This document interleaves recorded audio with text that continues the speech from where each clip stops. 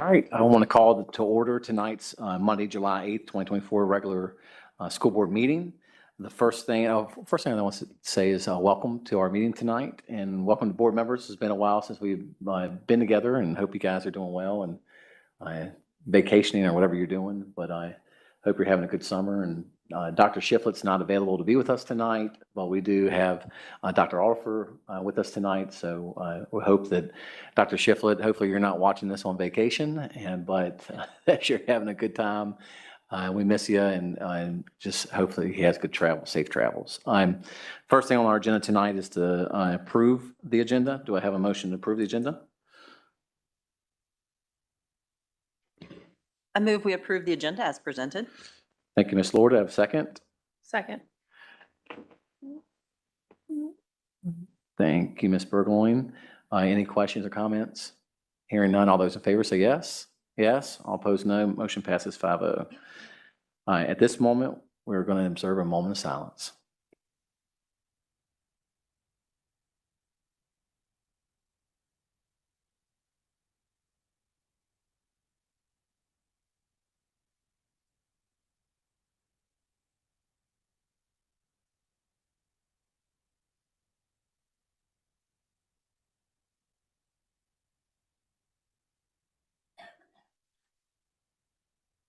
Thank you. At this time, we will recite the Pledge of Allegiance, if you'll stand with me. Pledge allegiance to the flag of the United States of America and to the republic for which it stands, one nation, indivisible, with liberty and justice for all.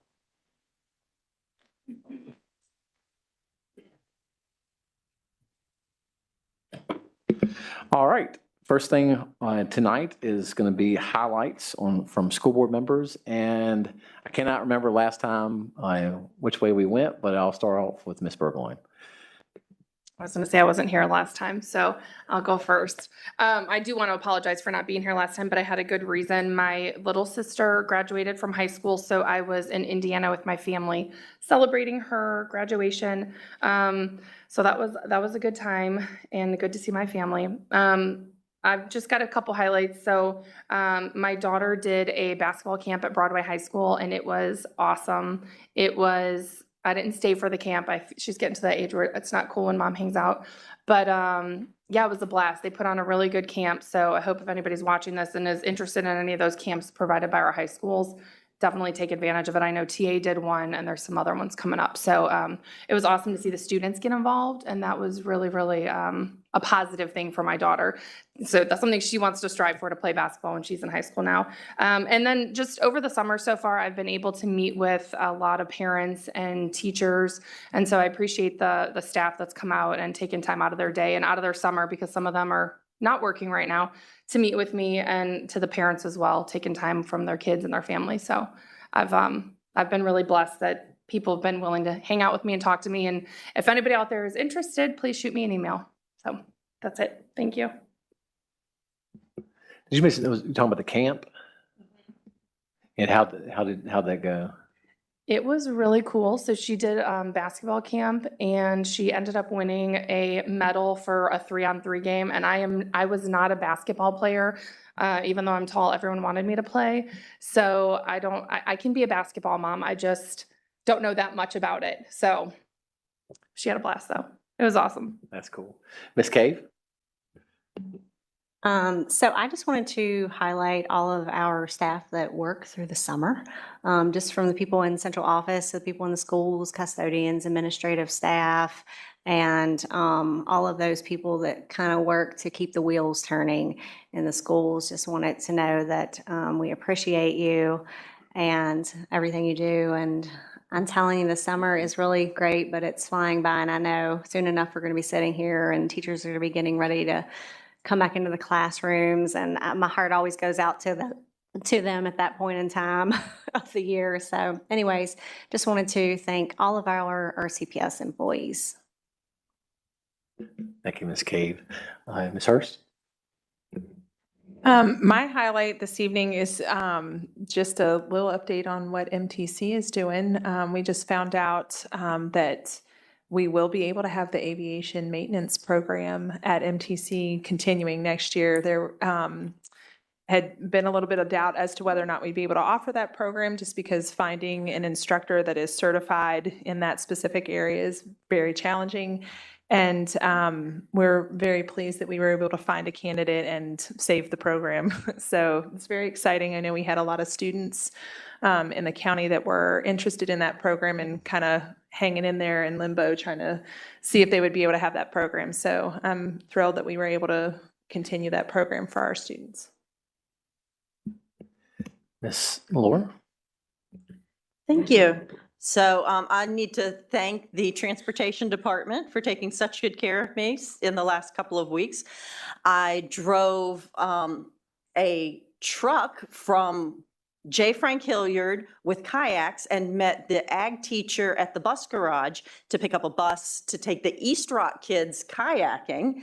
But the East Rock bus was out, so they gave us the Spotswood bus. And then I dropped the kids off, and then I went and had a meeting at MTC, and then I went and picked the kids up from kayaking and took them to a camping trip, and left the bus there for the while they were camping. Came back and picked them up a couple days later, and then I took that bus to state convention, state FFA convention. And Spotswood has a really nice activities bus. I'm not sure about the other schools, but Spotswood's is very nice. But the transportation department was awesome working with me, getting all those moving pieces put together. And then while at state convention, I had the extreme honor of chaperoning MTC students and J. Frank Hilliard students. And at the end of the week, one of the MTC students, Grayson Long, was named state FFA president. So we're super proud of Grayson. And then a lot of kids, and remember, I've been talking your ear off about Ag Science Fair. I wound up with about 25 students with 16 projects. 14 of those projects won state. So super excited, super fun. Yay! I'm very proud of those students. And then the kids were just amazing to work with. And I got to tell you, Rockingham County Public Schools has awesome kids, and it's always a pleasure to spend time with them. So that was my excitement. And also Jackie Diaz from Broadway High School was named state FFA reporter. So super proud, super great week for all of us. So thank you. Thank you. Dr. Orff?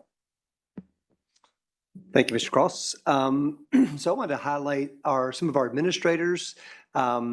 As Ms. Cave had mentioned, they obviously work year-round, but the week after we got out of school, we had an administrative, we call it a retreat. It's a series of meetings that we have to sort of debrief about the past year and start to begin to gear up for the upcoming year, even as we're finishing the last year. So we spent 3 days on the 11th, 12th, and 13th of June. And then I had the opportunity about the next week or week and a half after that to meet with each of our 25 principals just to talk with them about their year and the accomplishments they had and some of the challenges that they experienced. And it was just really life-giving for me to talk with those folks.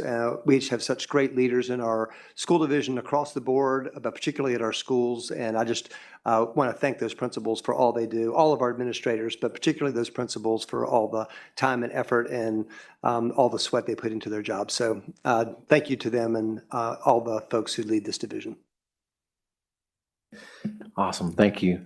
I'd like to highlight tonight, all of our maintenance departments and the crews are out. They're taking care of all the gym floors and all the things I see, and waxing the floors in the school and taking care of the classrooms, painting classrooms, doing everything that they do in the summertime to get ready for the kids to come back. They're really working hard, and I really appreciate all that they're doing this summer for our kids and for our schools. The second thing I wanted to highlight tonight is our summer school is getting started up. So I wanted to highlight all our students that are heading in for summer school, our teachers, and our administrators that are taking care of that. And I look forward to coming to graduation when that time is ready for our summer school kids. All right, moving on tonight to action items. And the first on our agenda tonight is to approve all 3 sets at one of our minutes. And do I hear a motion for that? I move we approve the minutes from June 10th, June 18th, and June 26th, 2024 as presented. Thank you, Ms. Lohr. And do I have a second? Second. Thank you, Ms. Cave. Can I Any add a que- correction? June 27th? 26th, yeah. Oh, okay. Thank you. Feel good tonight, so y'all need to keep me on my toes, and I apologize. Thank you. Okay. All right. Any questions, comments? Hearing none, all those in favor say yes. Yes. Yes. All opposed, no. Motion passes 5-0. Next on our list tonight is bills and mileage, and Dr. Oliver, you have that. Chair Cross and board members. Chair Cross and board members, I recommend approval of the June 2024 bills as presented. Thank you, Dr. Oliver. Hearing the Assistant Superintendent's recommendation, do I hear a motion to follow that? I move to follow the Assistant Superintendent's recommendation to approve the June 2024 bills as presented. Thank you. Do I have a second? Second. Thank you, Ms. Hurst. Any questions, comments? Hearing none, all those in favor say yes. Yes. All opposed, no. Motion passes 5-0.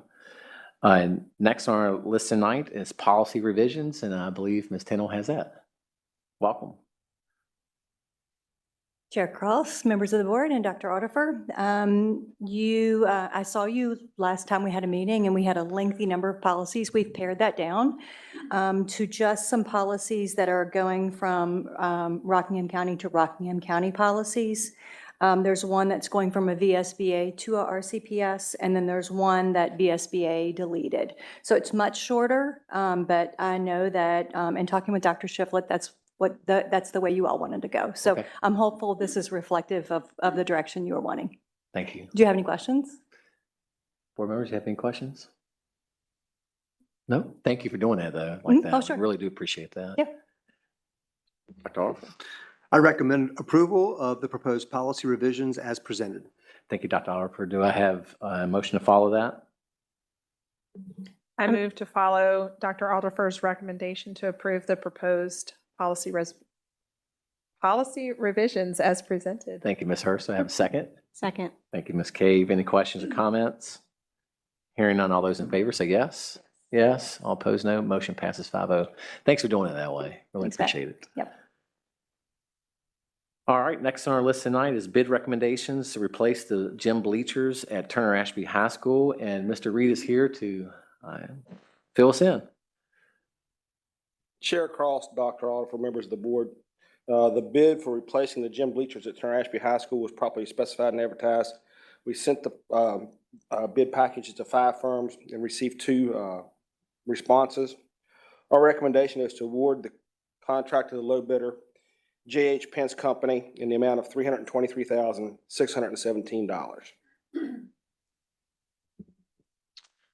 Chair Cross, members of the board, I recommend awarding the bid for replacement of the gym bleachers at Turner Ashby High School to the lowest bidder as presented by Steve Reed, Director of Maintenance. Thank you, Dr. Alderfer. And board members hearing that recommendation, do I hear a motion to follow it? I move to follow the Assistant Superintendent's recommendation to award the bid for replacement of the gym bleachers at Turner Ashby High School to the lowest bidder as presented by Steve Reed, Director of Maintenance. Thank you, Ms. Cave. Do I have a second? Second? Thank you, Ms. Lohr. Any questions, comments from board? Yes, what's the timeline? Before the first of the year. Okay. School year? Before school, All right. January. Yeah, January. Thank you. And the company J.H. J.H. Pence. Okay, have you worked with them before? We've done a number of different projects at J.H. Pence. Right now, one of the things we're doing with them at Broadway High School is all of the lockers. They're doing those. They represent a company called Intercal, and we have those bleachers. I believe they are at Hilliard Middle School's original gym. Okay. Yeah. All right, great. Good. Any other questions, comments? Hearing none, all those in favor say yes. Yes. All opposed, no. Motion passes 5-0. Thank you. Thank you, Mr. Reed. All right, next on the list tonight is bid recommendation, speech language pathology services, and Mr. Moyers has that. Good evening, Chair Cross, Hi members there. of the board, Dr. Audifer. I come to you this evening to ask you to approve our request for proposal for speech and language services for the FY25 school year for Timber Ridge Speech Services and Valley Speech and Literacy. We received 5 responses, and those 2 received our highest marks, and we'd like to hire them for the next coming school year. Thank you. Chair Cross, board members, I recommend awarding the contract for speech pathology services to the two highest rated offerers as presented by Justin Moyers, Chief Financial Officer. Thank you, Dr. Oliver, for hearing that recommendation. To hear a motion. I moved, we follow the Assistant Superintendent's recommendation to award the contract for speech pathology services to the two highest rated offerers as presented by Justin Moyers. All right. Thank you, Ms. Lord. Do I have a second? Second. Thank you, Ms. Burgoyne. Any questions, comments? Do we usually get the breakdown of, like, usually we see all of the people that respond, all the companies that respond, and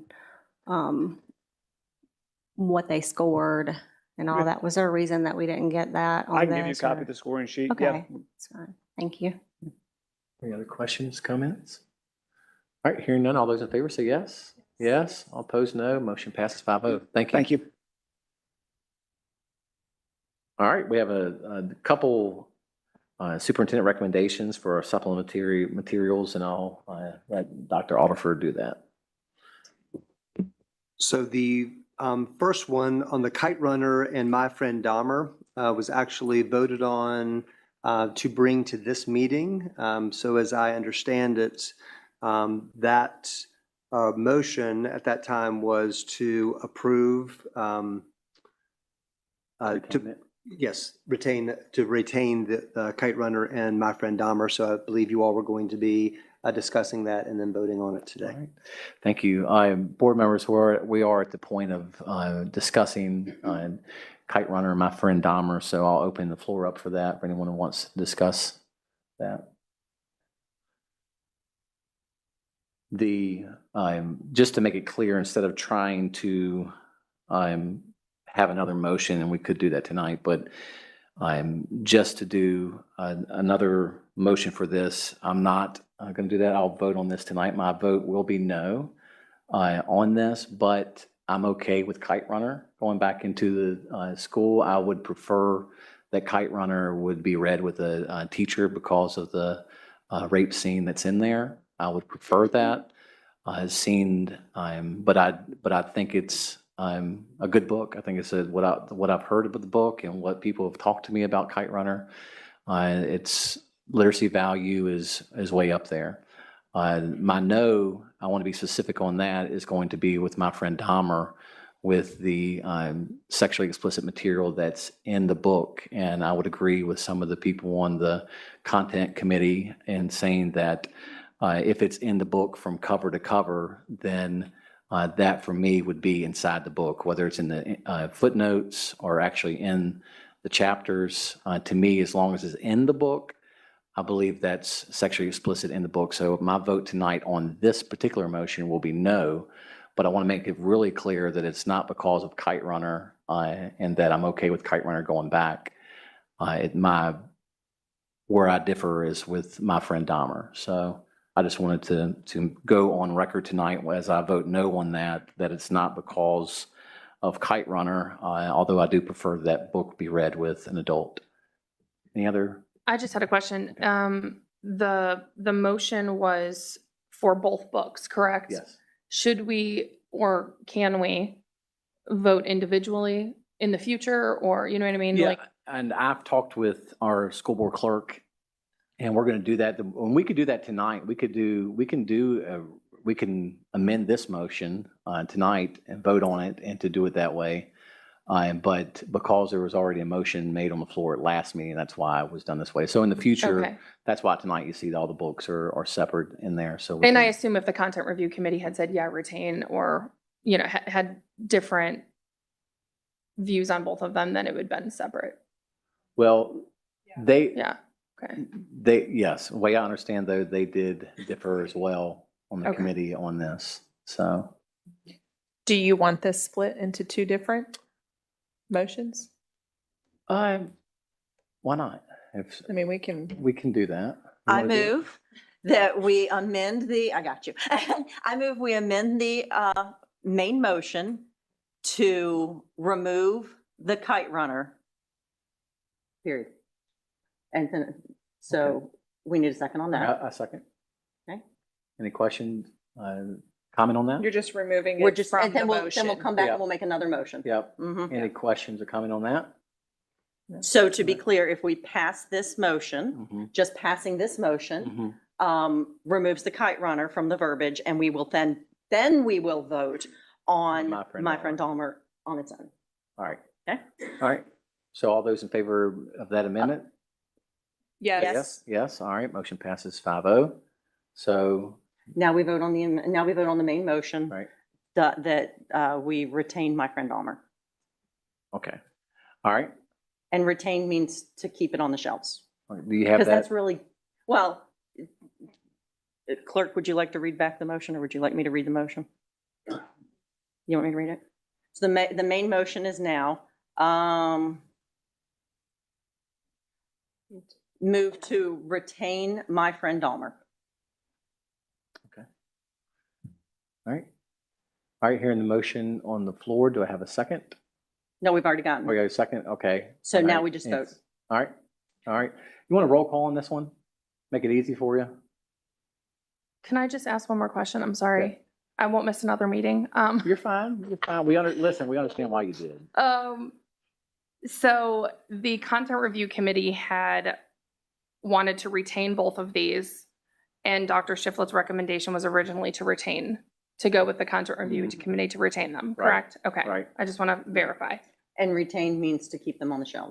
Because I think Thanks. that's wonky. So. Yeah. Yeah, I think the issue in that, and that Dr. Oliver said that night as well, is that they were split as well. I think the vote was a majority on there to keep My Friend Dahmer on the list, but they were split, and that vote won by like one vote.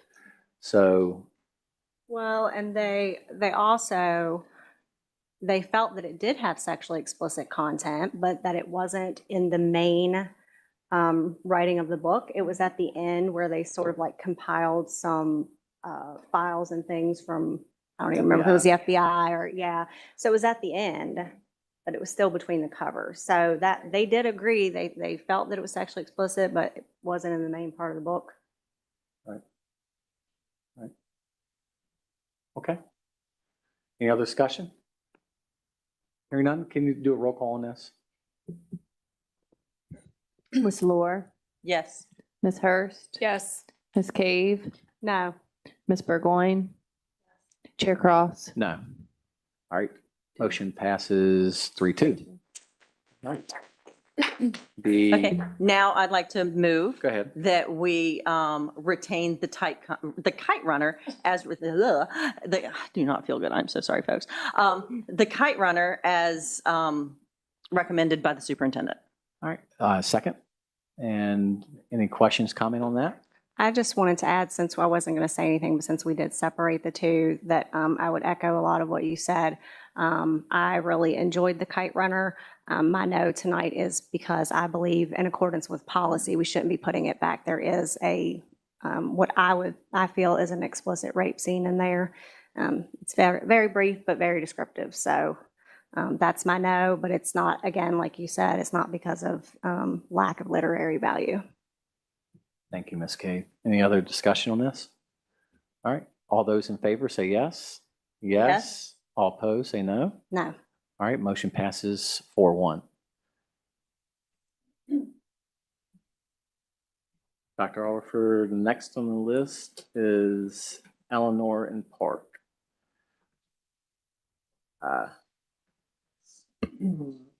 Chair Cross and board members, upon review by the Content Review Committee in accordance with RCPS policy IIABD, I recommend retaining Eleanor and Park by Rainbow Powell, as the book does not contain sexually explicit content that the term is defined in RCPS policy IIABA. All right. Hearing this Assistant Superintendent's recommendation, do I hear a motion to follow that? I move to follow the Assistant Superintendent's recommendation to retain Eleanor M. Park, as this book does not contain sexually explicit content as that term is defined in RCPS policy. Excuse me. Excuse me, as that term is defined in RCPS policy IIABA. Thank you, Ms. Hurst. Do I have a second? Second. Thank you, Ms. Cave. Any questions, comment on this? Hearing none, all those in favor say yes. Yes. Yes. All opposed, no. Motion passes 5-0. Chair Cross. Chair Cross and board members, upon review by the Content Review Committee in accordance with RCPS policy IIABB, I recommend retaining The Absolute True Diary of a Part-Time Indian by Sherman Axley, as the book does not contain sexually explicit content as that term is defined in RCPS policy IIABA. Thank you, Dr. Oliver. Hearing the board members hearing the recommendation of the assistant superintendent, do I hear a motion to follow that? I move to follow the assistant superintendent's recommendation to retain The Absolutely True Diary of a Part-Time Indian, as this book does not contain sexually explicit content as that term is defined in RCPS policy IIABA. Thank you, Ms. Hurst. Do I have a second? Second. Thank you, Ms. Burgoyne. Sure. Any questions or comment on this one?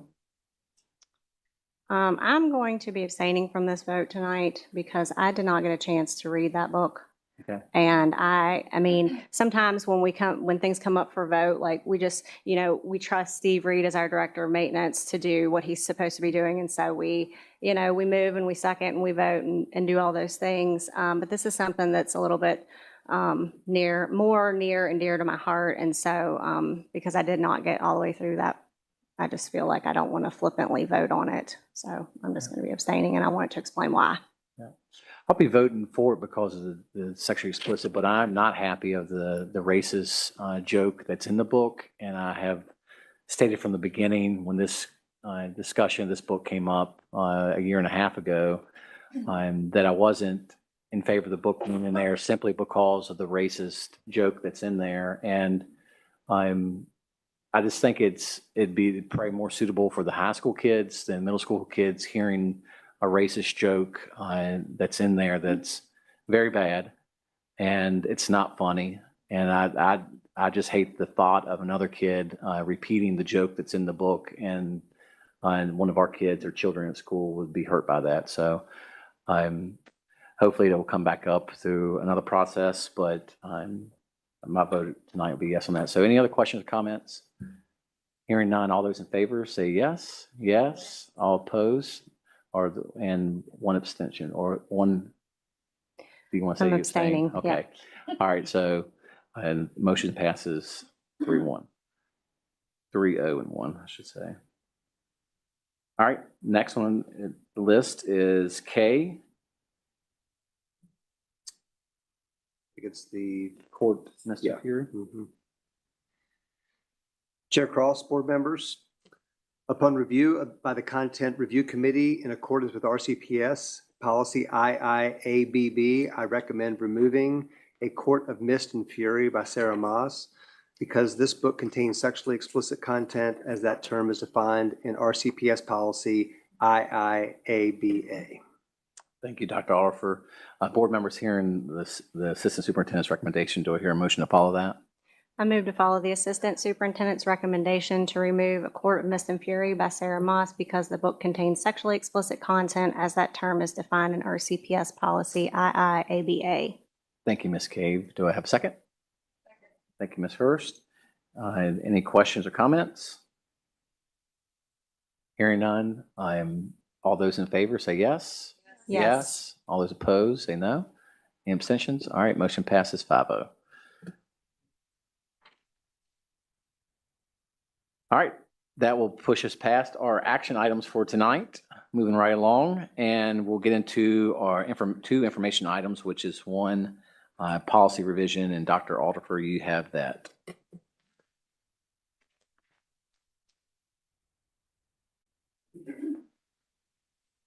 So the policy that you have before you is use of student-owned electronic devices in school. And so this was discussed, I know, among the board at your work session that you had last month. And the proposed policy that we've brought to you essentially duplicates the policy and how we are handling cell phones at the middle schools, and we will be doing the same thing at the high schools. So in the high schools, students may use personally owned devices after school, at extracurricular events, after school hours, and on buses. But they would not be permitted to be using cell phones or just their student-owned electronic devices, whatever they may be, during the school day, from the beginning of the school to the end of the school day. So again, essentially, it's what we currently have in place for middle schools as well. And just to second that is the fact that I think our middle school kids that are coming up to the high school, this won't be a big shock for them for the most part. Our middle schools are all, you can have the cell phone at school, you just can't have it out. And you can't have it out during the class or, so I think that the rising eighth graders and to be ninth, I think they're going to be fine, but I think it's going to be the heavy lift, as Dr. Shipley has stated, that's going to be with our 10th through 12th graders at all 4 high schools. I'm thankful for this policy. I think that I'm having kids not be on the phone. I know the kids are going to hate this. The students are not going to be happy about this, but as a parent of 3, I've seen just how much screen time affects my own children. And I also see how social media and without any adult supervision can be harmful as well. And the social aspect of this is very important as well. I mean, I want to see our kids at the lunch tables actually talking to one another at the lunch table. I want them to see them when we have extracurricular activities, actually talking with one another or going through the hallways and talking to one another instead of with their head buried in their phones. And because I believe that social skills are very important also to learn while they're at school. So again, Dr. Shipley said he believes this will be a heavy lift, but we are here as a board to help assist our administrators and our teachers to enforce this policy. And I think what I've been hearing just with my constituents and with parents in general, I think a lot of people are in favor of seeing this at the high school level as well. So this is not a new trend that Rockingham County is new to. This is happening across the nation. One school in Florida has actually banned cell phones, period, from being on school property. We're not going that far. We're just saying you can't have it out during the school curriculum day, and they can have it after for extracurricular activities. So board members, I'm sure you may want to talk about this as well. Anyone want to discuss it? I'd just like to share that I'm not in favor of this at this point in time, and I welcome folks to reach out to me. And here's why. Partly, I've been on the board for a while, and we've had at least 2 cell phone policies that aren't being enforced. So why enforce what I've already given you is kind of my attitude towards that, and try that. Let's not keep piling rules on top of rules that don't work. But second, and probably more importantly, when I was a young woman and started having children, I went to a parenting class. And Mr. Harvey Yoder, I know a lot of you guys know him, he talked about the cone of responsibility.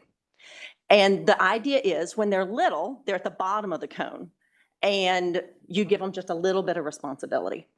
And as they age, you have to let them have more and more responsibility until when they're adults, the idea is that they're at the top of the cone and they're ready to go.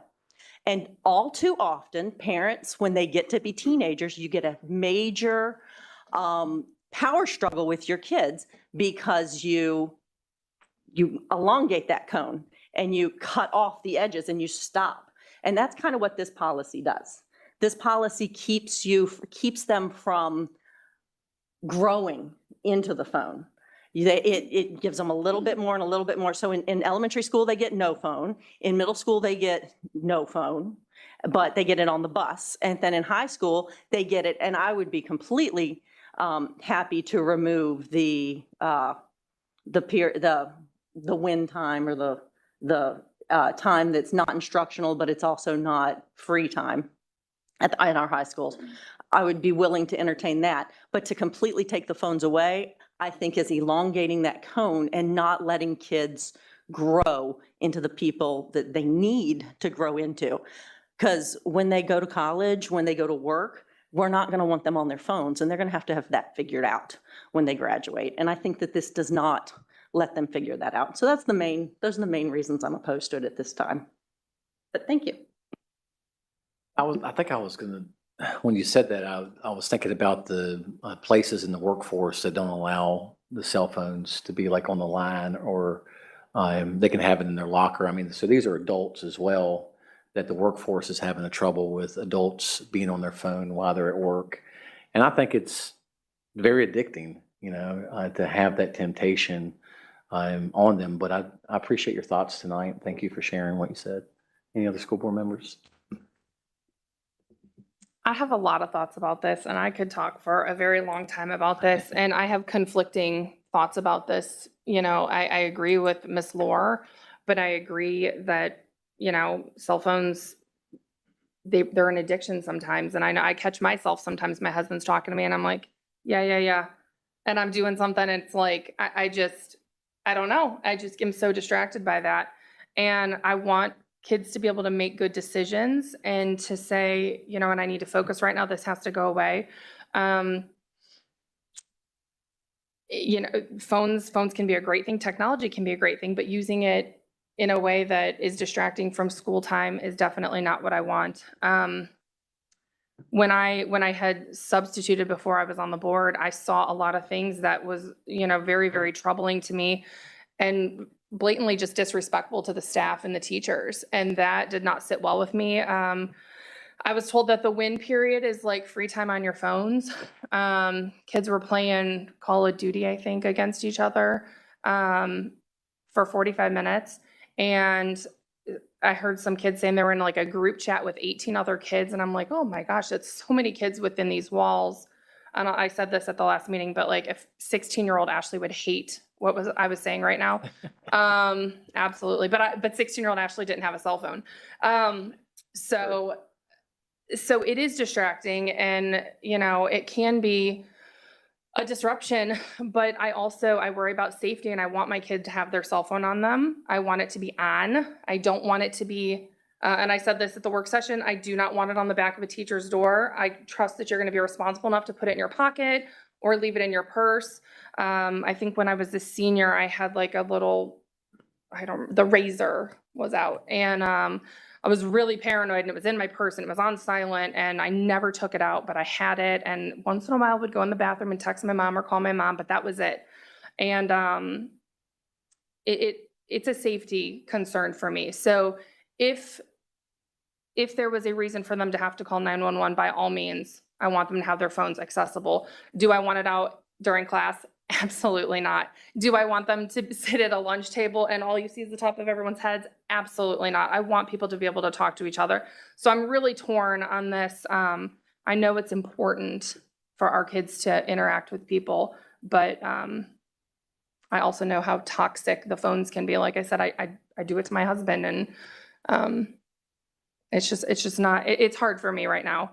But I definitely see that something has got to change. So, and our administration has to be supported in whatever we decide. So. Thank you, Ms. Burgoyne.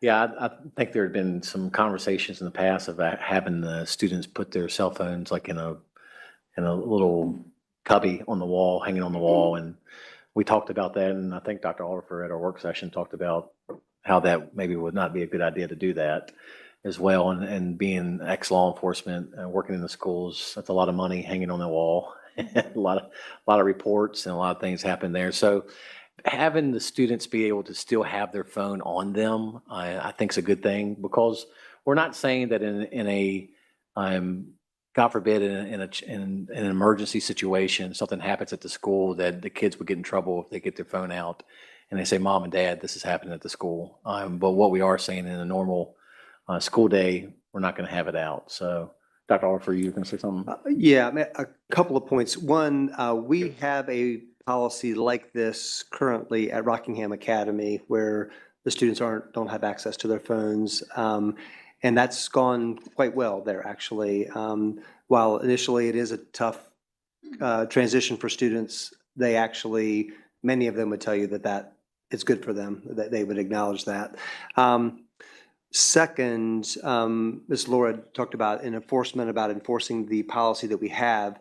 I will say that one of the things that's challenging is when there's ambiguity about when you can use it and when you can't use it, right? So that can be maybe different between teachers, what time of the day, et cetera. And I think that becomes confusing then for an enforcement by teachers and other staff members as well. And I do think that this policy will provide more clarity to that and make it such that every kid will know that it's just not, you're not able to have it out between 8 and 3, that there is no wiggle room, and it's not this teacher allows it and this teacher doesn't allow it, or I can have it out here, I can't have it out there. There's clarity there, and I think that helps with consistency. And as Dr. Shiflett had mentioned, we're not kidding ourselves. We know there's going to be some challenges related to that, and there's going to be kids that are going to be wanting to use it, trying to sneak it. There's going to be issues related to that. But as we rolled out this policy, we do think this is the best way to approach that and being consistent. And I think that's going to be clear to everyone, with kids, teachers, parents, everyone. Thank you for sharing that. And that's why I think I was, I'm not tooting my own horn here, but I think that when we put our last policy in place, I was the only one to vote against it at the current board at that time, which we've got a lot of new board members that are on here. But that was my issue on allowing that part of the policy come up, saying they could use it during non-curricular times, because as I stated then, it pits teachers, the cool teacher against the bad teacher now. And the data is showing that it's not good. So thank you for the conversation tonight. I'm sure that, it's up for information right now. At the next board meeting, it will be up for action items. So I look forward to any other discussions you may have. Our constituents, please feel free to email us or call us, or however way you want to get a hold of us. But feel free to contact your school board representative and voice your thoughts and opinion on that. All right. Next is our financial review, June 2024. And board members, you have that inside your packet tonight for your leisure to be able to view that. So we don't have to go over that. Next on our list tonight is public comment. And we have a few people sign up. And the first on our list tonight, just to go over just a quick rules, is you'll have 3 minutes. When you get down to 30 seconds, you'll hear a beep beep. That'll let you know that your time is about expired. And after 3 minutes, we ask you to stop your speech if you're not done by then. So first on our list tonight is Michael Stemple. Thank you, board members, Superintendent or Assistant Superintendent Oliver, for that opportunity to speak. I'm Mike Stemple from Broadway. As we reflect on another 4th of July gone by, I would like us all to think about these questions as I make my comments this evening. What does it mean to love your country? What does it mean to be patriotic? What has changed since the Declaration of Independence was signed in 1776 and when the Constitution was signed in 1787? Our founding fathers were very much a products of their culture, as they kept up with the fashion trends for men at the time, which included powdered wigs, tights, and shoes with heels. Perhaps if they would have been observed walking around town today, they would have been called drag queens. But what did it mean when Thomas Jefferson wrote those words? We hold these truths to be self-evident, that all men are created equal, that all were endowed by their Creator with their certain unalienable rights, that among those life, liberty, and pursuit of happiness. Well, at the time, they specifically meant men, and more specifically, white men. Fortunately, as Martin Luther King Jr. put it, the arc of the moral universe is long, but it bends towards justice. Women and people with black and brown skin were eventually allowed to be a part of those who were allowed the unalienable rights promised them in the Declaration. Fast forward to 1941, Macedonia, Iowa, a tiny blink if you miss it town. After the attack on Pearl Harbor, 4 brothers enlisted in the Army. Among them was my then 36-year-old grandfather. He's here on the left side.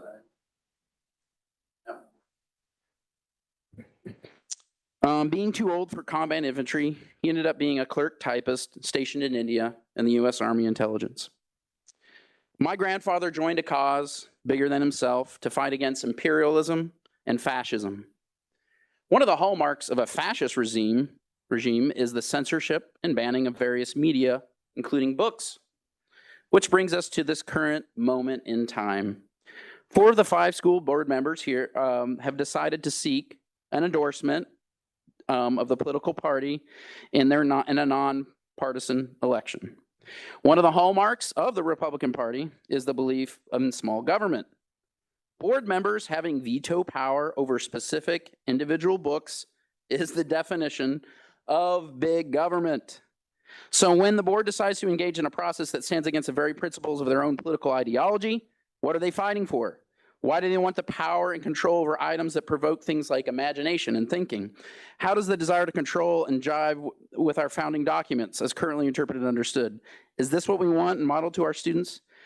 And I just want to make a quick comment about the Diary of a True, Part-Time Diary of a True Indian. In context, the racist joke made was by a person bullying the main character, and it was made clear in the book the comment was inappropriate. I just want to thank you. Thank you for letting me have that response. Thank you. Next on the list is Jacob Kuhn.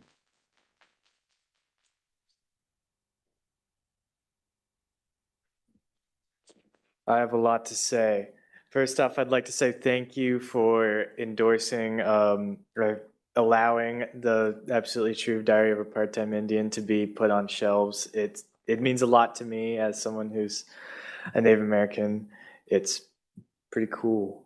And with the phone policy, I agree with Miss Laura on this. It's something that if it's restricted now, then it's only going to push forward the time that that kids are gonna be on their phone. And so in college, they're not gonna know how to handle their phone as well because they didn't have the training ground of high school to go through.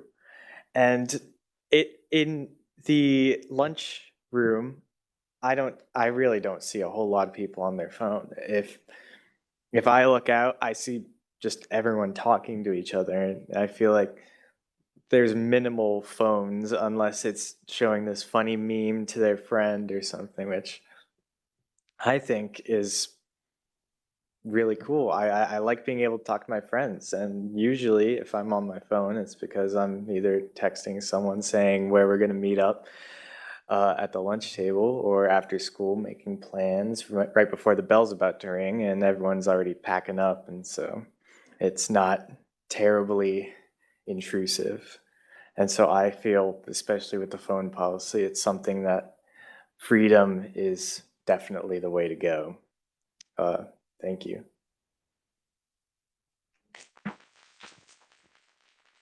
Next on the list tonight is Ruth Robertson.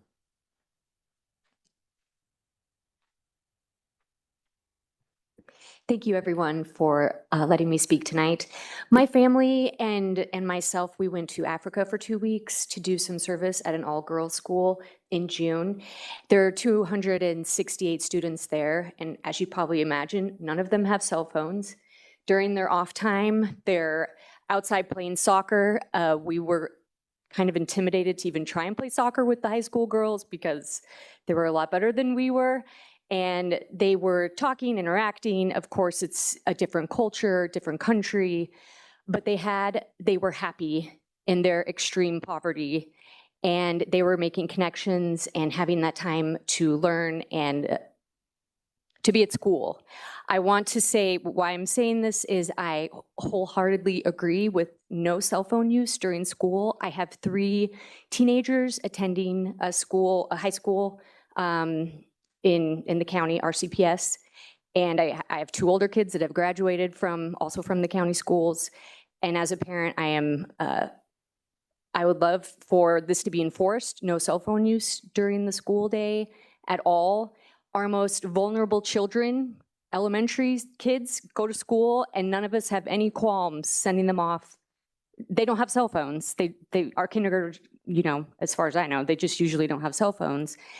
But they can go to the office, they can talk to their teacher. Usually there's some sort of law enforcement there at the school. And so I know our students in high school, they can go to the office, they can talk to people. My son My oldest son and my other kids, they didn't have a personal cell phone until they were juniors in high school. And I just feel that this is a great time for them to learn, to have interactions with other students, and to not be on their phones. They don't need that. It's damaging for their brains to be on there. It's addicting. There's depression. There's mental issues. There's a lot of studies out there. But I just fully support no cell phone use during school. Thank you for your time. Thank you. Next, Brittany, Weiler.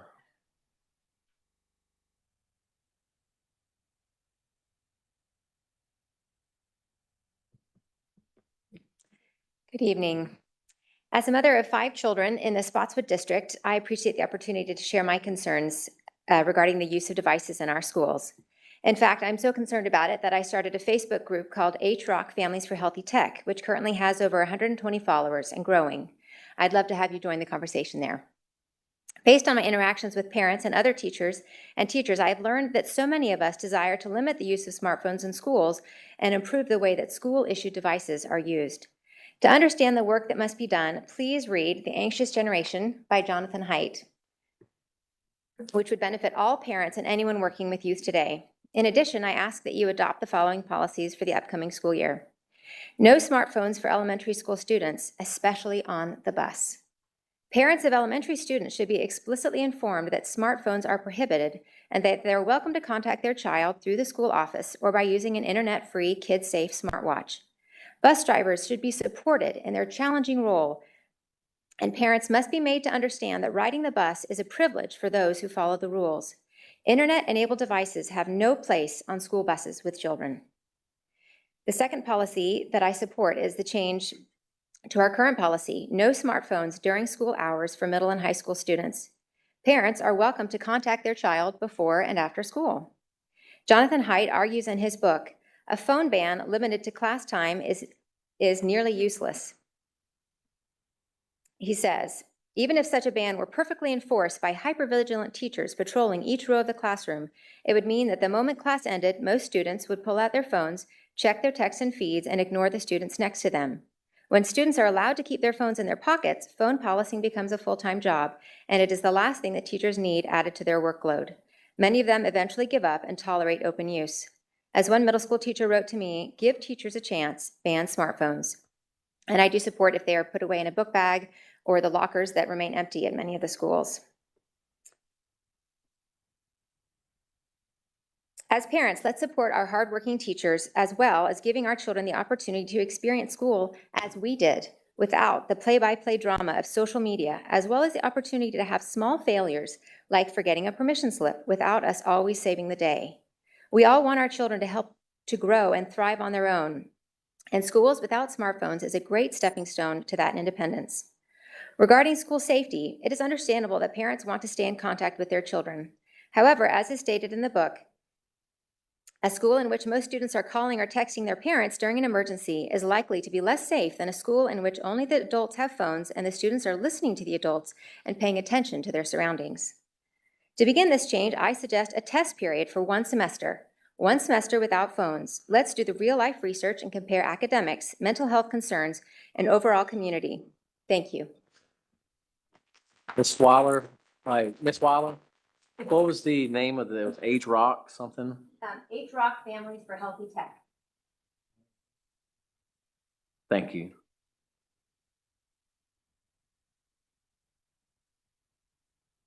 And to let you know, the board is also reading that book. Thank you, Dr. Shiflett. All right, next on our list is Ellen Karen.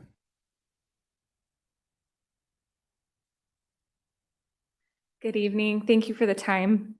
I wanted to speak in favor of the policy changes to the personal device usage policy and perhaps add some additional perspective and maybe some ideas for enforcement.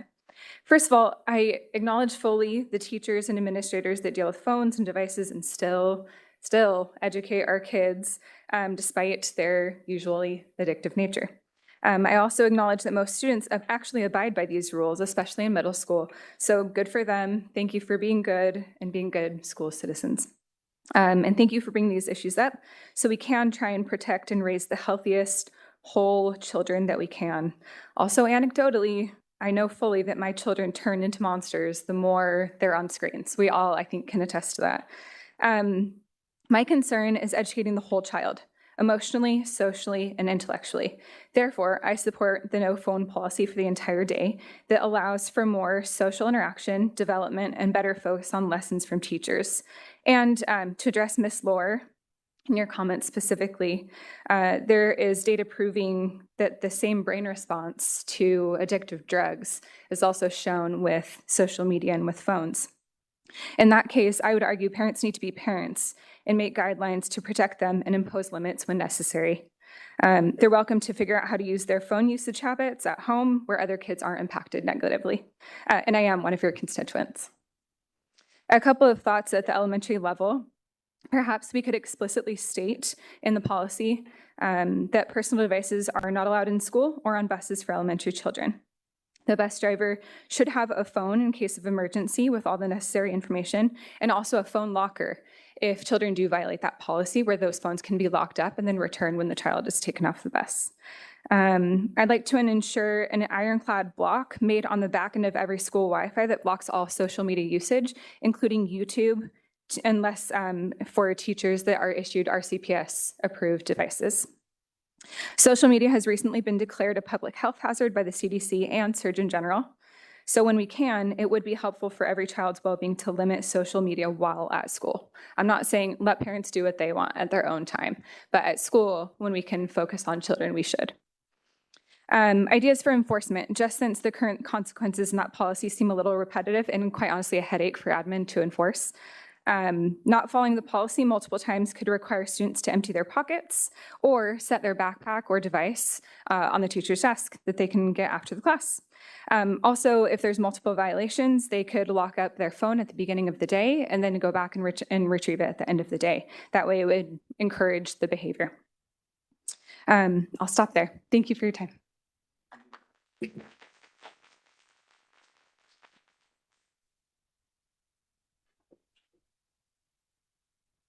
Next on our list is Lois Paul.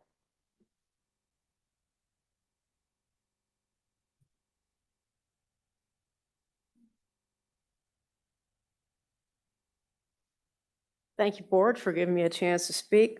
I want to thank you all for protecting the girls' sports. And I use Caitlin Clark and Riley Gaines as an example. Caitlin Clark has just blown the walls out of the WNBA. And without the support, I think, of her, her coaches and that, she may not have made it there. And I am almost certain that she didn't have to contend with a boy or a man changing in the same locker room with her. If she didn't have to contend with, seeing someone else that she didn't want to see, she can concentrate on what really is important, and that is her game. I also want to thank you for transparency in dealing with the students and parents, and that is fundamental building block to learning in the schools. Without that trust, learning is darn near impossible. And as far as keeping the book issue, I thank you for keeping the public involved and letting them have input in there. And with all the media barrage of that's affecting not only the students, but the teachers and everybody else, this is a step in the right direction to limit what they see. Virginia has played an important role in the formation of the United States, presenting an accurate picture of our past, serves to give a balanced and complete history, good and bad, not biased, slanted, or rewritten.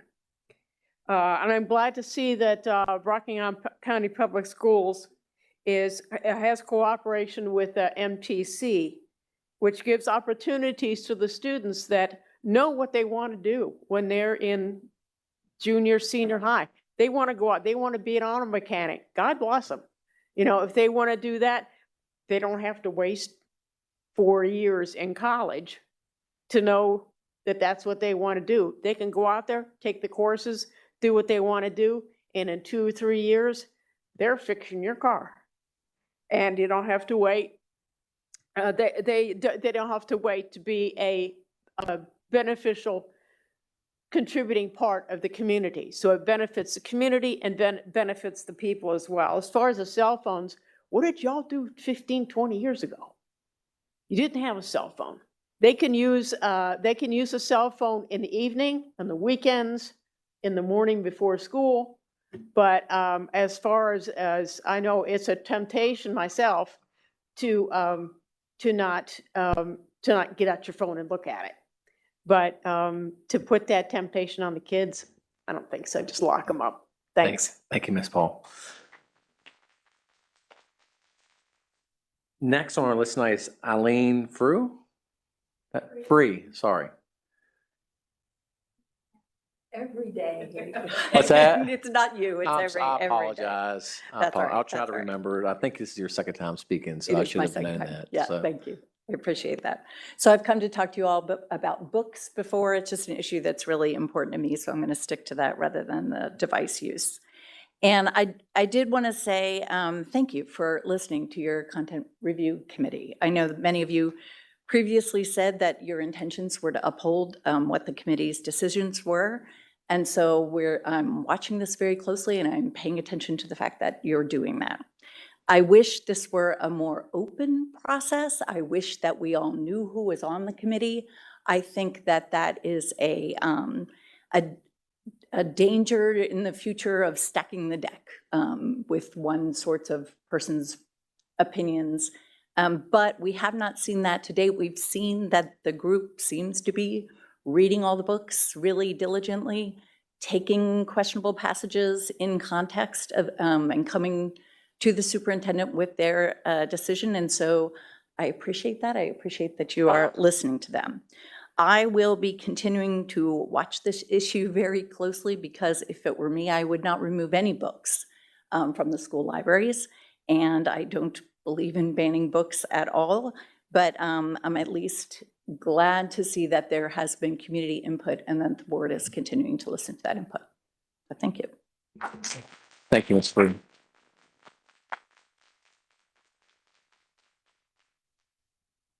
That will conclude our public comment for tonight, and we will go into our school board comments. And so I will start with Ms. Laura. I'm going to pass. Thank you. Thank you, Ms. Laura. Ms. Hurst? Nothing here. Thank you. Thank you, Ms. Hurst. Ms. Cave? Just quickly, you stole my thunder earlier. I was did? going to tell Miss Brittany that we are reading The Anxious Generation. And one thing that he talks about there, also, I'm making my 15-year-old read it with me because I think that knowledge is power.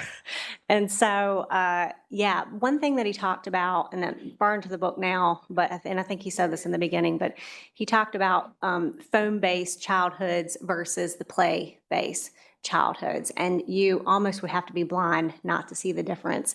And I have always identified with Gen X.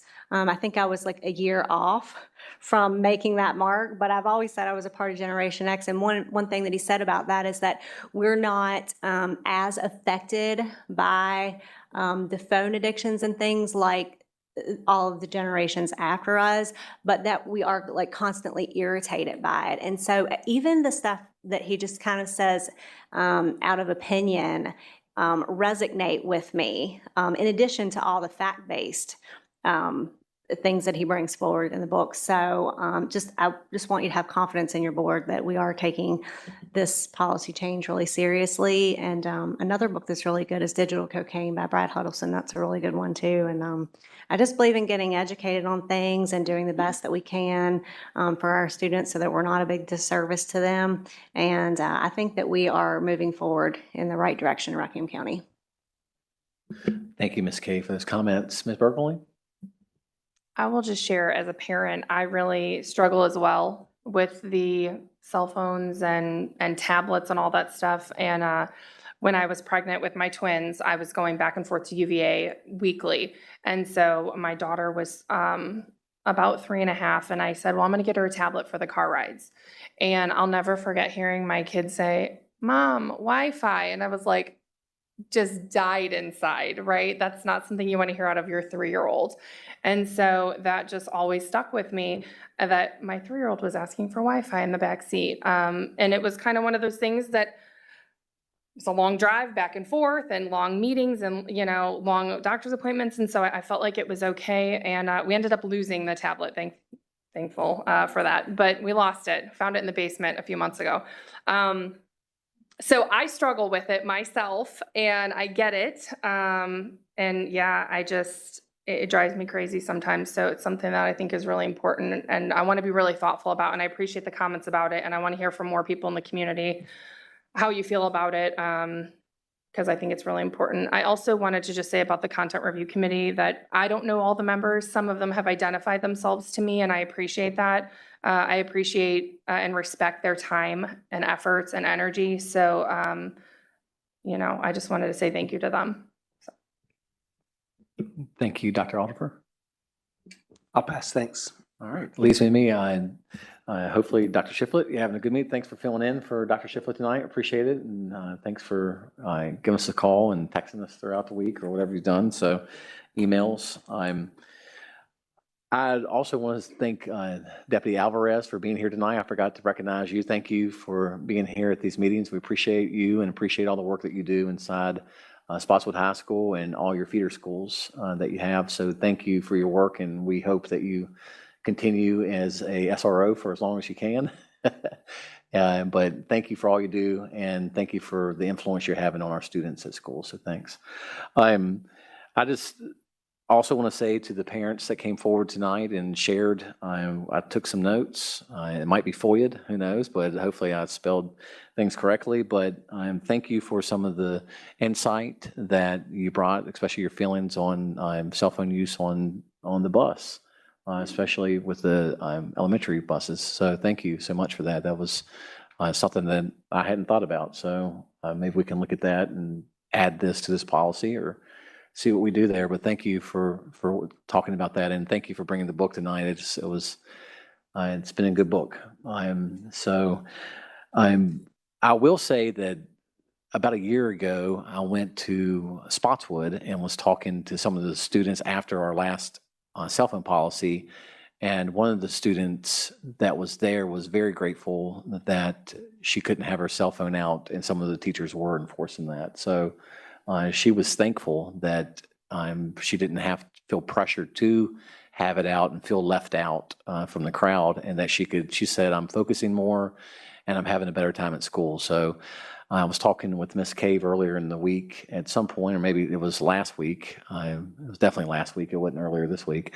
But I think you had mentioned how this policy could be a policy that we'll see fruit of this policy in the years to come, the kids graduate in a couple of years. And I agree with that statement. I think that we will see fruit of this policy, and it's going to be tough to lift for our teachers and our administrators, but you have a board that has your back on doing this, and I hope that this policy can be passed. So I think Ms. Burgoyne had mentioned, please reach out to us as school board members and send us emails how you feel about the policy.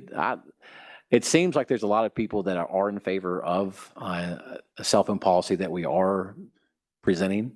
And so that's good. And I believe that if you have kids and they have cell phones or devices, that you see the dangers of that. And that's helpful, because this is something that we see firsthand inside of our homes. So thank you for coming out tonight and voicing your thoughts and your opinions there.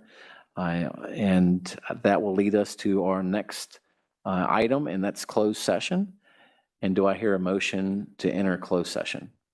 I move that the board enter a closed meeting to discuss and consider the following pursuant to the provisions of Virginia Code Section 2.2-3711, A1, personnel, specific public officers, appointees, or employees for the purpose of considering such individuals' assignment, appointment, promotion, performance, demotion, salaries, or resignation. Thank you, Ms. Hurst. Do I have a second? Thank you, Ms. Lohr. Any questions, comments? Hearing none, all those in favor say yes. Yes. All opposed, no. Motion passes 5-0. Thank you for coming out and be safe heading home.